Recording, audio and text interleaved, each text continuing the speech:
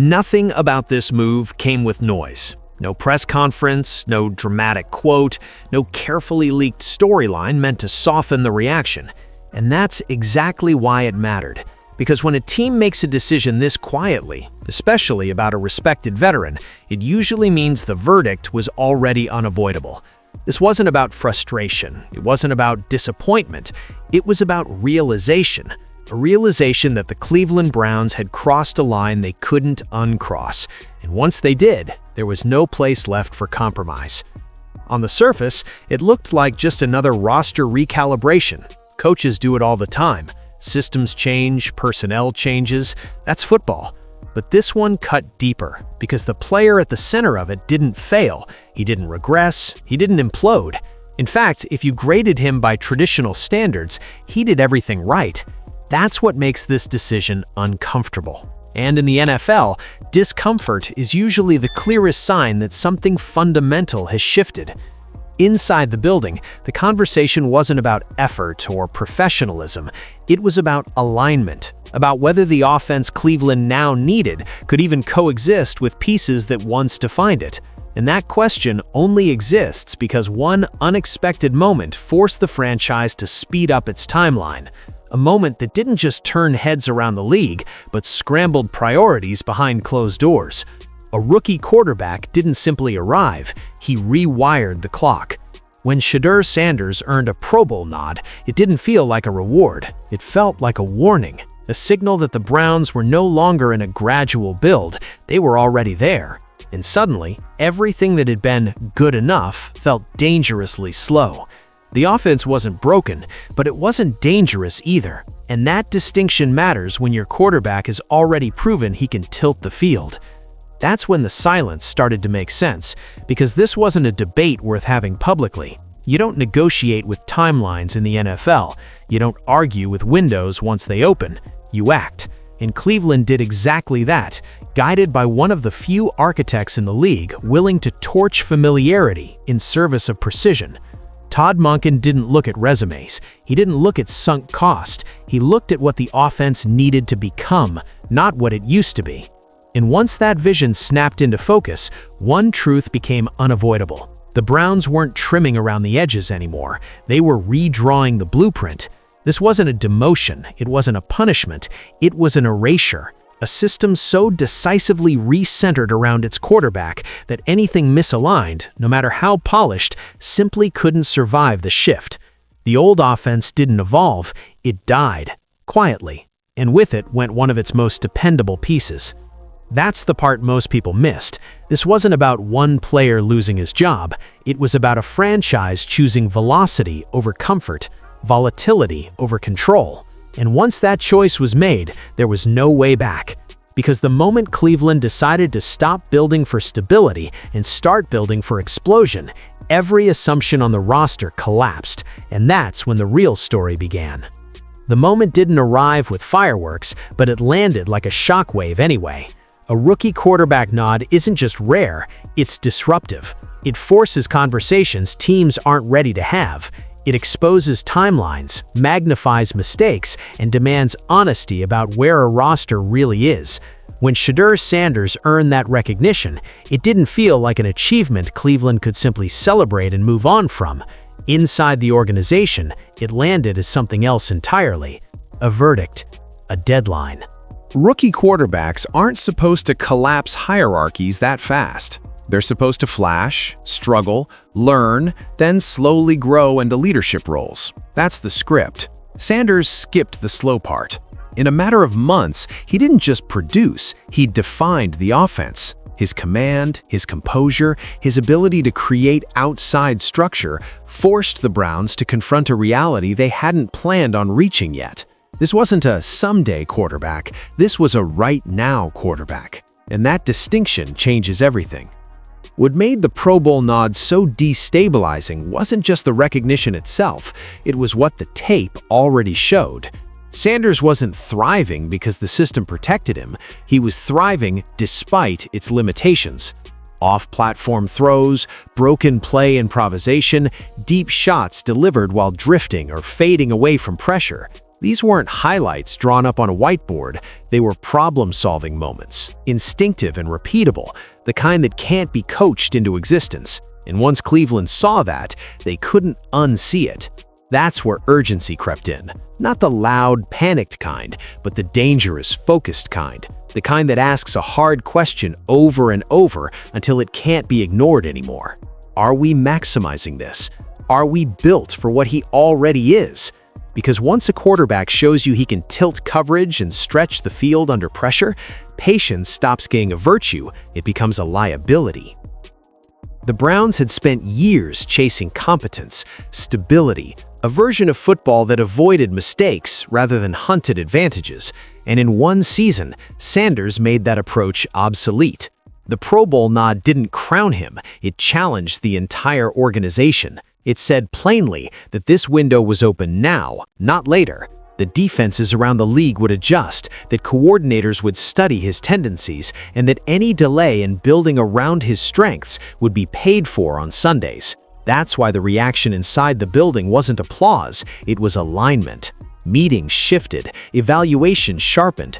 The question stopped being who are our best players and became who amplifies this quarterback. Because once you answer that question honestly, some uncomfortable conclusions follow. Players who once fit the plan suddenly don't. Concepts that once felt safe start to look slow, and roles that were built around rhythm and predictability begin to crack under the weight of a quarterback who thrives in chaos. The Pro Bowl nod lit the fuse because it removed all plausible deniability. Cleveland could no longer pretend this was a long-term project. They weren't preparing a quarterback for the future, they were catching up to him in the present. And when that realization finally settled in, one thing became clear. The offense as it existed wasn't just outdated, it was misaligned. And fixing that wasn't going to be subtle. Once the reality set in, the problem became obvious. The Browns' offense wasn't broken, but it was built for control, not chaos. It valued timing over instinct, precision over violence, structure over improvisation. That formula can work, it has worked, but only when the quarterback lives inside the system instead of bending it. And Shedeur Sanders doesn't live inside structure. He weaponizes escape routes, delayed throws, and second reaction opportunities. That difference is fatal to an offense designed around predictability. The old system asked the quarterback to win on schedule. 3 steps, 5 steps, ball out. Reads layered neatly, routes broken off at exact depths. It was an offense that reduced variance, minimized risk, and tried to manufacture efficiency through repetition. But Sanders doesn't just read defenses, he stresses them. He forces safeties to hesitate, he drags edge rushers out of position, he creates throwing lanes after the play is supposed to be over. And an offense that insists on clean pictures actually limits that ability. That's where the friction started. Because every time Sanders extended a play, the structure around him strained. Receivers trained for rhythm didn't always convert routes into chaos solutions. Protection rules built for static pockets struggled when the launch point moved. What once felt orderly began to look restrictive, not flawed, just misaligned. And misalignment is more dangerous than dysfunction because it hides in plain sight. This is where Todd Monken drew a hard line. Monken isn't interested in systems that ask rare talent to shrink. His philosophy is simple and ruthless. The quarterback dictates the environment, not the other way around. If the quarterback can create off schedule, the offense must lean into that volatility, not suppress it. That means vertical stress. That means contested catches downfield. That means receivers who don't need perfect timing to win. The old offense wasn't wrong, it just belonged to a different quarterback archetype, one who thrives on cadence, repetition, and precision. Sanders thrives on broken symmetry. He thrives when the play deforms and the defense panics. You don't protect that by asking him to stay clean. You protect it by building an ecosystem that expects movement, expects improvisation, and turns disorder into advantage. That's why coexistence was never really an option. You can't run 2 identities at once. You can't half commit to chaos and hope it behaves. Either you let the quarterback play free, or you chain him to structure and hope the league doesn't catch up. Cleveland understood that the second option would eventually fail. Defenses always adapt, and when they do, only quarterbacks with built-in answers survive. Sanders already had those answers. The offense didn't. So the conclusion was unavoidable. The old system couldn't be patched, it couldn't be tweaked, it had to be replaced. Not because it stopped working, but because it stopped serving the most important asset in the building. And once Monken accepted that, the next step was even harder. Because changing a system doesn't just change play calls, it changes who belongs in it. This is where the story usually gets twisted, because it's easier to frame a move like this as a failure, but that narrative doesn't hold up here. Jerry Jeudy didn't collapse, he didn't disappear, he didn't create problems behind the scenes. If anything, he did exactly what he's always been praised for doing. He showed up prepared, he ran clean routes, he created separation in the intermediate game. He played like a professional, and that's precisely why this decision feels so cold. Jeudy's game is built on rhythm, on precision footwork, on winning with timing before defenders can react. His value shows up when the quarterback hits the top of his drop and the ball comes out on schedule. Slants, digs, outs, option routes. He thrives when the play unfolds as designed. For years, that made him an asset. In the wrong offense, that still makes him productive. But in the new offense Cleveland committed to, it made him miscast. Because Shedeur Sanders isn't a rhythm-first quarterback, he's a stress test. He stretches plays past their original shape, he invites chaos and dares the defense to hold its coverage. That's when the offense has to respond in real time. Routes stop being lines on a chalkboard and become moving targets. Windows open late. Throws arrive from unexpected platforms, and receivers either feel that rhythm instinctively or they don't. Jeudy doesn't lose on those plays, but he doesn't dominate them either. His strengths don't compound when structure breaks. He doesn't bring size to win above the rim when the scramble drill Stretches coverage vertically. He doesn't impose physical pressure at the catch point when throws come late and contested. That's not a knock, it's an evaluation, and it's one that Todd Monken wasn't willing to soften. Monken's offense isn't trying to be tidy, it's trying to be dangerous. It's built on vertical violence, on isolation wins outside the numbers, on receivers who can turn broken plays into explosives. That requires a different tool set: length, physicality, downfield acceleration, the ability to win without perfect timing. Jeudy's polish, which once elevated the offense, suddenly became neutral. And in an NFL that measures impact and explosives, neutral isn't enough. This wasn't about lowering Jeudy on a depth chart. It was about recognizing that the ceiling he raised no longer matched the ceiling the offense was chasing. Cleveland didn't need reliability. They needed amplification. They needed players who made Sanders more unpredictable, more threatening, more impossible to defend when the play went off script. That's why this move happened without drama, because there was nothing to argue. Jeudy didn't fail the system. The system moved past what he was built to provide.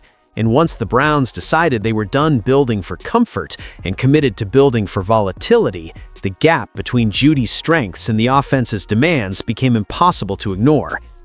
Once Cleveland accepted that the offense had to change, the next question was unavoidable.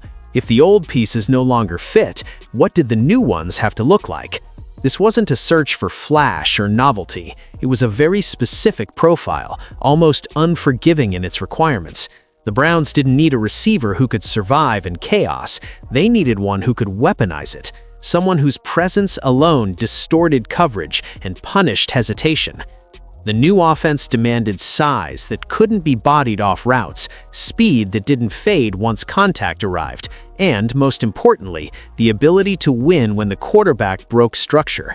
In this system, separation doesn't always happen at the top of the route. Sometimes it happens 3 seconds later, when the defense thinks the play is dead. That's when the receiver's frame, stride length, and physical mentality matter more than footwork precision. Cleveland was no longer shopping for polish, they were shopping for stress. That's where Brian Thomas Jr. entered the picture. At a glance, the profile jumps off the screen. 6'4", long striding acceleration, downfield dominance. A receiver who doesn't just threaten safeties, but forces them to make choices they don't want to make. Stay shallow and risk getting stacked. rotate late and surrender the jump ball. Every snap becomes uncomfortable for the defense, which is exactly the point. But this wasn't just about measurables. Cleveland already understood that traits without translation are useless. What mattered was how those traits showed up in real situations. High-leverage moments, vertical shots under pressure, contested catches where timing was imperfect and the ball still needed to be finished. Thomas Jr. had already lived in that world. His production didn't come from manufactured touches. It came from winning in the most volatile areas of the field. In Monken's vision, that matters more than route counts or target shares. A receiver like Thomas Jr. doesn't need rhythm to impact the game. He bends coverage even when he isn't targeted. Safeties drift, corners hesitate, and that hesitation is oxygen for a quarterback like Shedeur Sanders. It turns improvisation into opportunity. It turns broken plays into calculated risks instead of prayers. This is what the Browns were declaring with this profile. The offense would live vertically. It would invite pressure instead of avoiding it. It would trade predictability for payoff. And to do that, they needed receivers who didn't shrink when the play extended, but grew more dangerous the longer it lasted. Thomas Jr. wasn't a theoretical upgrade. He was a functional necessity, the type of presence that makes a new system real instead of aspirational. At that point, the direction was no longer subtle. Cleveland wasn't looking for balance, they were looking for leverage. And once that became the standard, every other option fell away. Because when your quarterback thrives in chaos, the only thing worse than a mismatch is a receiver who calms the game down. What made this move feel inevitable wasn't just the physical profile or the production curve, it was the quarterback mirror hiding in plain sight. The Browns didn't just evaluate Brian Thomas Jr. in isolation, they evaluated him in context, specifically the context of the quarterback he already knew how to play with. Because when you're building an offense around improvisation, history matters more than theory. At LSU, Thomas Jr. didn't thrive in a sterile, on-schedule environment. He thrived in chaos.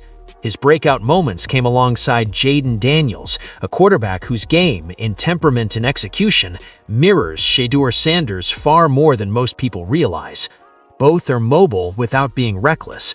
Both extend plays not to scramble, but to throw. Both force defenses to defend every blade of grass long after the first read is gone.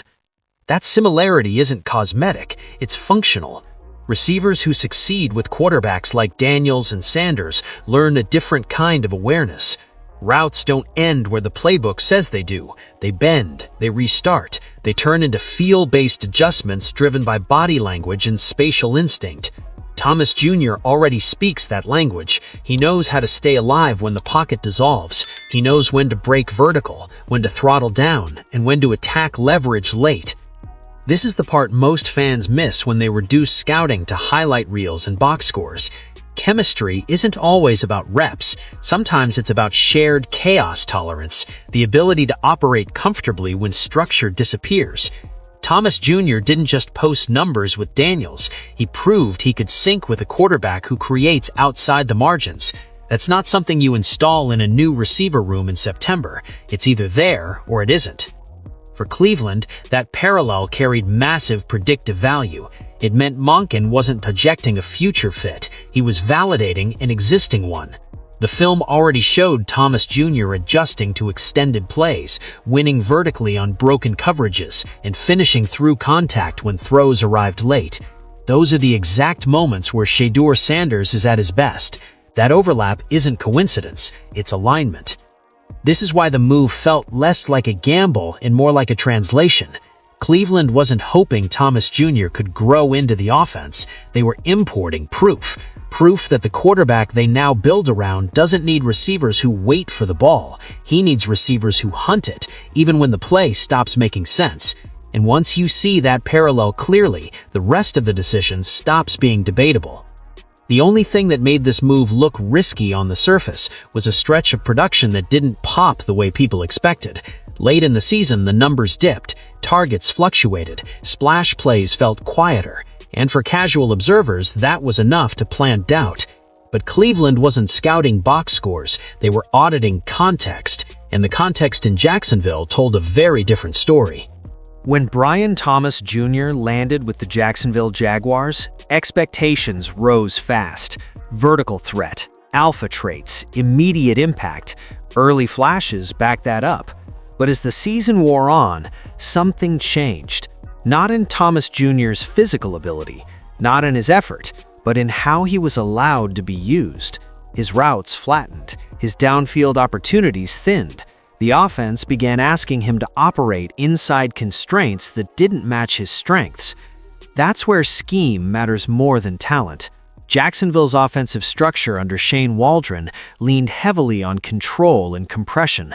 Concepts designed to limit risk, routes that broke quickly and horizontally, reads that favored timing over vertical aggression. On paper, it kept things orderly. On film, it muted receivers who thrive on space, stride, and delayed separation. Thomas Jr. wasn't disappearing, he was being contained. This is why Cleveland never labeled that stretch as regression. They saw suppression. When a receiver built to stretch the field is asked to live underneath, the stats lie. The impact becomes subtle. Safeties stay flatter. Corners play with less fear, and suddenly, a player who should be warping coverage is just another cog in the progression. That's not decline, that's misapplication.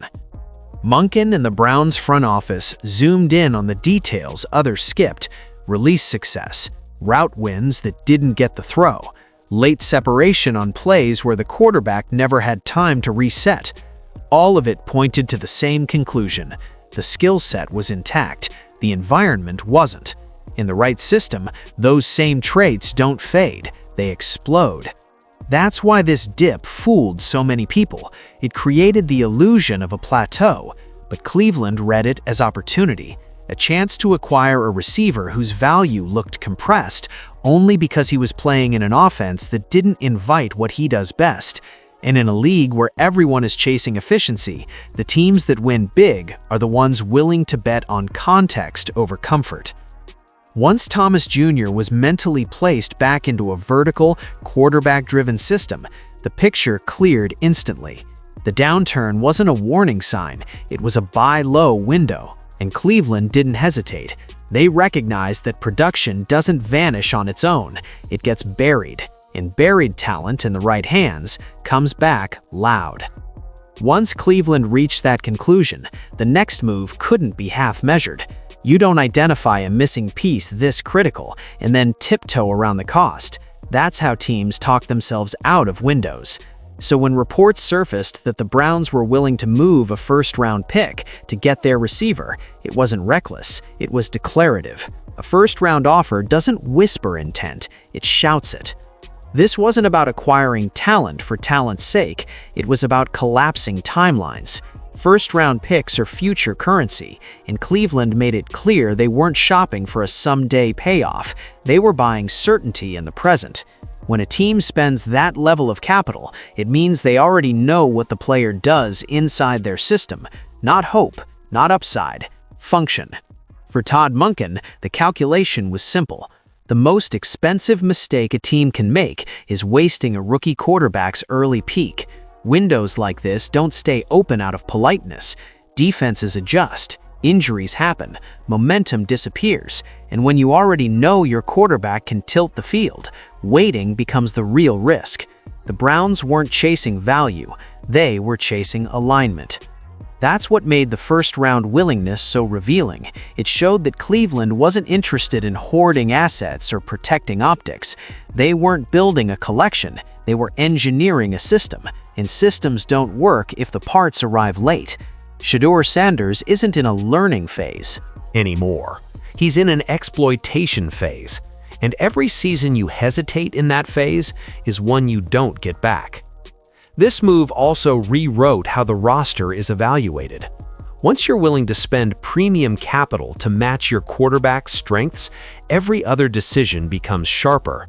Draft picks stop being lottery tickets. Veterans stop being safe because of tenure. The question changes everywhere at once. Does this player raise the ceiling, or does he protect the floor? And in this version of Cleveland, protecting the floor isn't good enough. The first-round statement also sent a message outward, to the locker room, to the league, to every front office still pretending patience is a strategy. Cleveland isn't accumulating pieces anymore. They're locking them into place. And when a team makes that shift, it's no longer preparing for contention, it's stepping into it.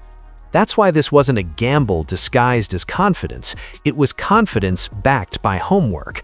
Cleveland wasn't guessing whether this would work. They were declaring that the only thing they couldn't afford was delay. And once a team starts spending like that, it tells you exactly how they see themselves. Not as builders, as accelerators. Once that line was crossed, the change couldn't stop at one position. An offense built around a quarterback like Shedeur Sanders doesn't allow for isolated upgrades. It forces a full audit. Because when the quarterback moves differently, thinks differently, and creates differently, everything connected to him either adapts or breaks. The offensive line was the first place the ripple showed up. This unit could no longer be judged solely on how long it could hold a clean pocket. Clean pockets are a bonus in this offense, not the expectation. The new standard became mobility, recovery, and spatial awareness. Can linemen slide with the quarterback when the launch point shifts? Can they stay engaged when protection turns into pursuit? Bulk without agility became a weakness overnight. Sanders doesn't need statues in front of him, he needs moving walls. Tight ends felt the shift immediately too. Their role quietly expanded from utility players to structural pieces. No more living as check-down options or extra blockers parked at the line. Now they had to manipulate zones, clear space vertically, and stay involved long after the first read evaporated.